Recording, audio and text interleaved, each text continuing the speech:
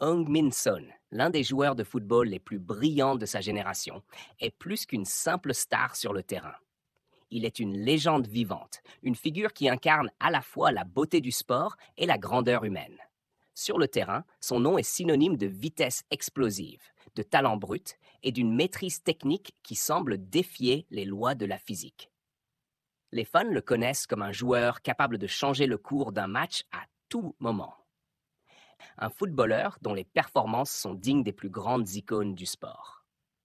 Mais en dehors du terrain, Sonnet est une personne totalement différente de ce que l'on pourrait imaginer.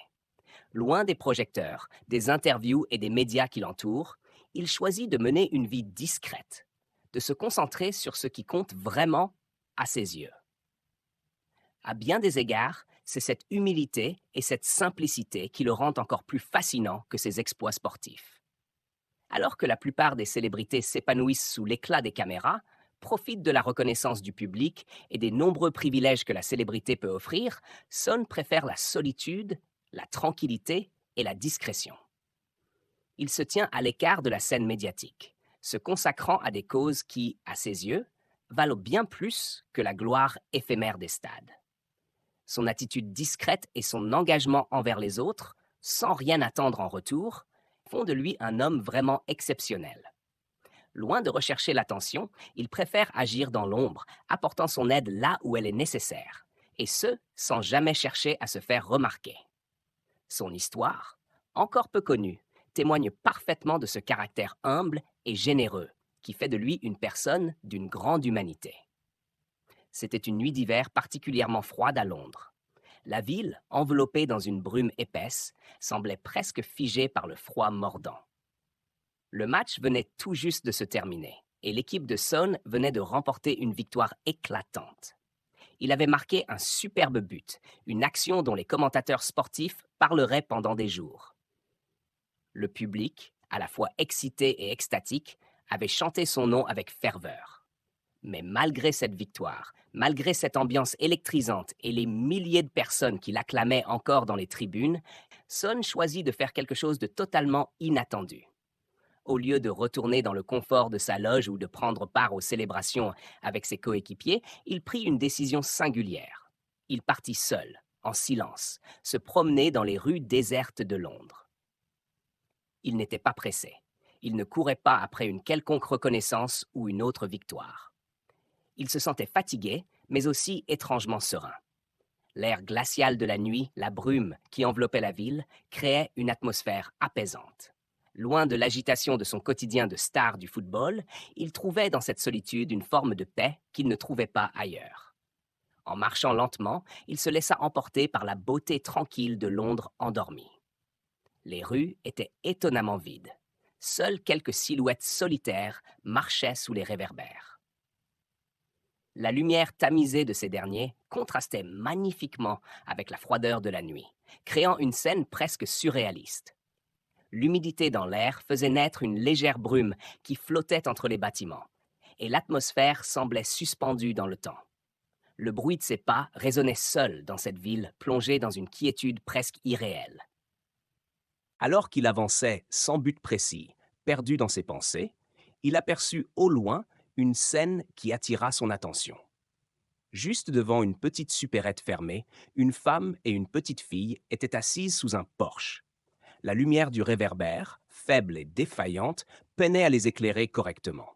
Elles étaient couvertes d'une couverture qui semblait bien trop mince pour les protéger du froid intense de la nuit.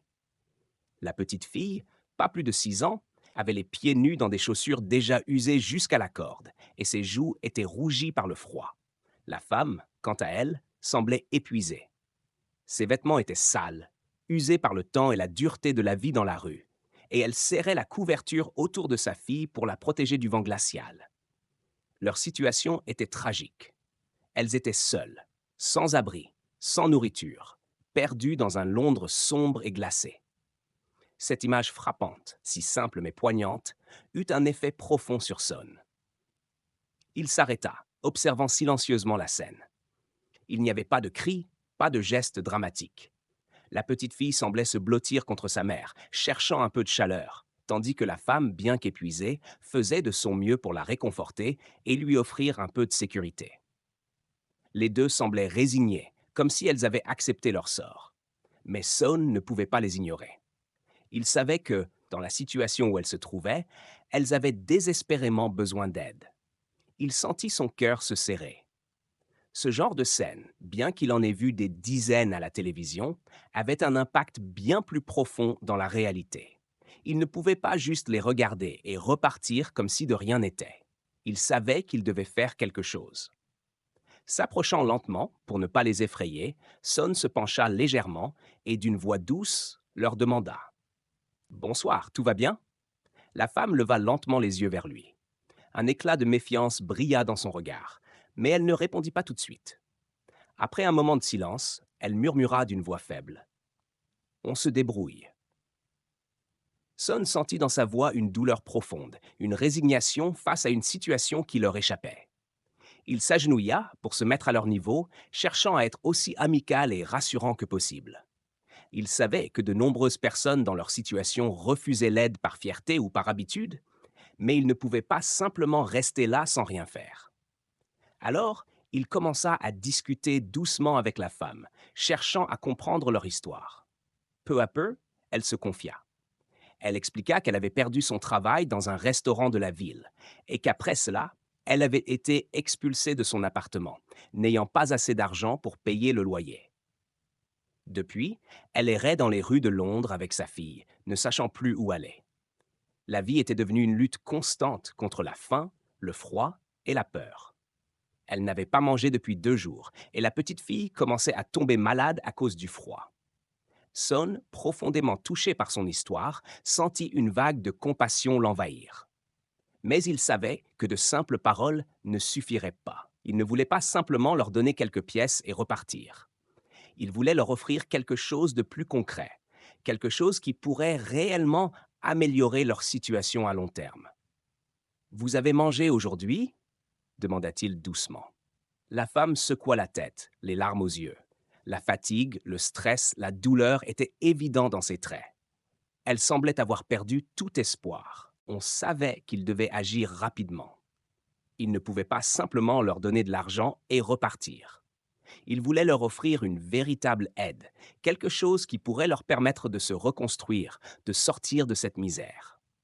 Après un moment de réflexion, il leur proposa de les accompagner à un hôtel non loin de là, pour qu'elles puissent se réchauffer et se reposer pendant la nuit.